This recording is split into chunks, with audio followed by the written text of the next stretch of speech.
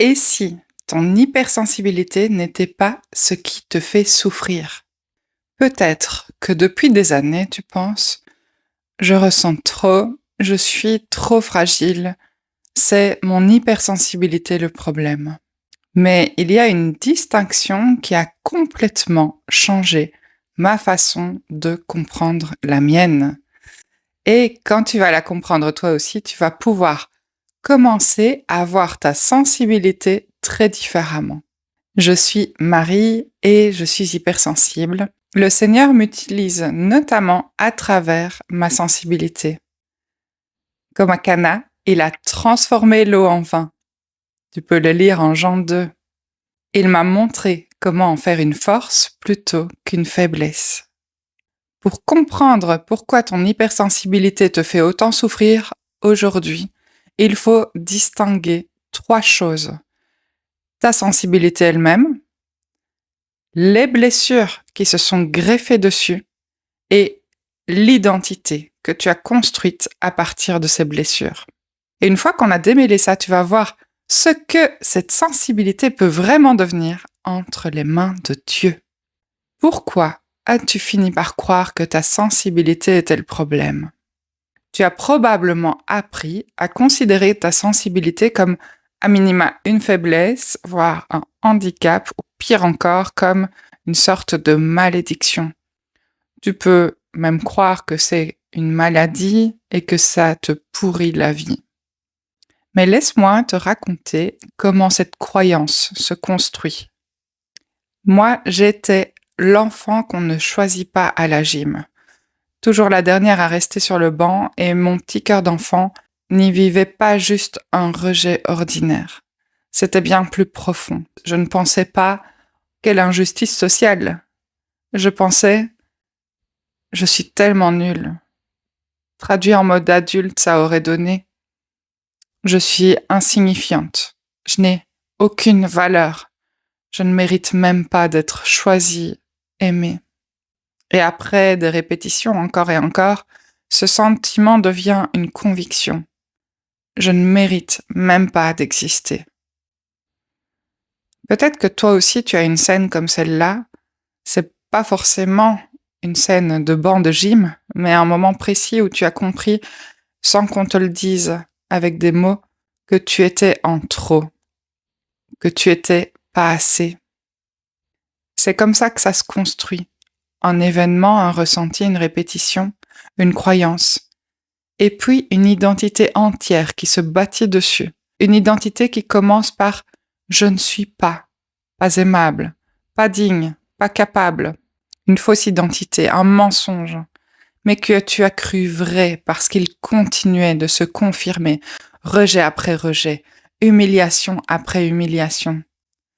Et à un moment, tu as arrêté de croire que ça venait des situations. Tu as commencé à t'accuser toi. Je suis trop sensible, trop susceptible, je me vexe trop vite. Et la honte s'est renforcée année après année. Regarde honnêtement dans ta vie. Est-ce que ce n'est pas exactement ce chemin-là que tu as suivi toi aussi? La distinction qui change tout. Voici le message que je veux que tu entendes et que tu intègres vraiment. L'hypersensibilité est un amplificateur, elle n'est pas le bruit. Si un micro capte une interférence, ça va faire un Larsen. Et c'est l'ampli qui semble coupable, alors qu'en réalité, il n'a fait que transmettre ce qui existait déjà. C'est exactement ça, ton hypersensibilité. Elle exacerbe les blessures.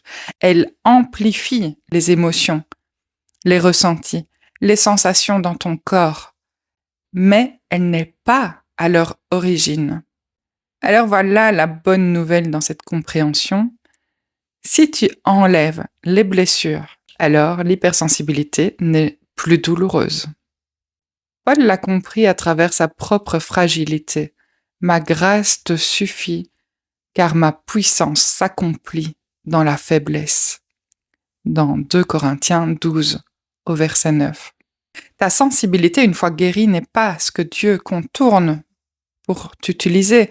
C'est justement par ta sensibilité qu'il choisit de passer. Peut-être que pendant ces années, tu as accusé le mauvais coupable. Alors, qu'est-ce qui devient possible quand ce qui est blessé commence à être restauré?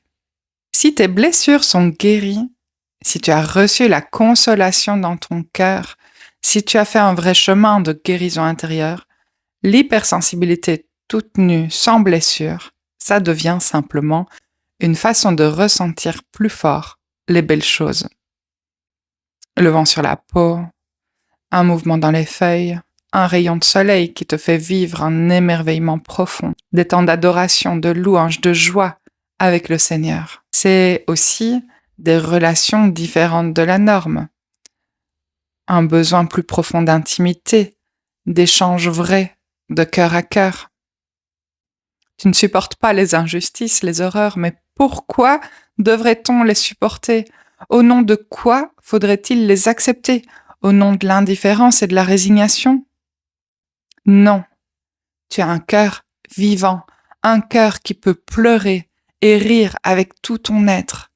Quand tu ressens pleinement jusqu'au bout de tes doigts, dans chaque cellule de ton corps. Ce n'est pas un handicap, c'est un don, une puissance. Imagine comment Dieu peut t'utiliser avec cette capacité.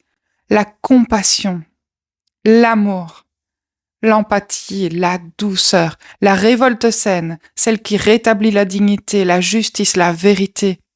Une voix qui s'élève, un cœur pour l'intercession. C'est ce que le prophète Ésaïe annonçait déjà. Dieu donne un diadème au lieu de la cendre, l'huile de joie au lieu du deuil. Ésaïe 61, verset 3. Ce qui semblait être une blessure devient une parure. Et une fois le cœur guéri, les relations deviennent tellement plus satisfaisantes, plus profondes, plus nourrissantes. Parce que tu ne cherches plus en l'autre à être validé, rassuré sur ton existence. Tu marches dans une identité de gratitude, la conviction profonde que tu es une merveilleuse créature, que ton papa t'aime et t'a choisi, toi. C'est ça, la vraie promesse, pas de devenir moins sensible, mais de devenir enfin libre dans ta sensibilité. J'en veux mon histoire comme preuve. Je ne te parle pas uniquement de théorie. Moi aussi, j'ai longtemps pensé que j'étais une erreur. Mon épisode au cours de gym n'était évidemment pas mon point culminant de blessure. J'ai vécu des abus, beaucoup de choses douloureuses, et parmi les femmes que j'accompagne, je vois aussi des passés extrêmement douloureux. Mais il y a un vrai chemin de guérison possible avec le Seigneur, avec des étapes claires. Je l'ai fait pour moi. Il m'a guéri, notamment de dépression profonde. Il a nettoyé mon cœur. Et il veut le faire pour toi aussi. Alors, si tu ne devais retenir qu'une chose de cette vidéo, retiens celle-ci. Ta sensibilité n'est peut-être pas ton problème. Elle amplifie simplement ce qui demande encore à être restauré. Et quand tu commences à faire cette distinction, tu peux arrêter de vouloir supprimer une partie de toi et commencer à comprendre comment Dieu veut l'utiliser. Si tu sens que tu as besoin d'être accompagné pour discerner ce qui appartient à ta sensibilité et ce qui vient de blessures plus anciennes, tu trouveras sous cette vidéo un lien pour en parler avec moi. Que ton esprit soit rassasié et ton âme restaurée. Sois pleinement béni. Amen.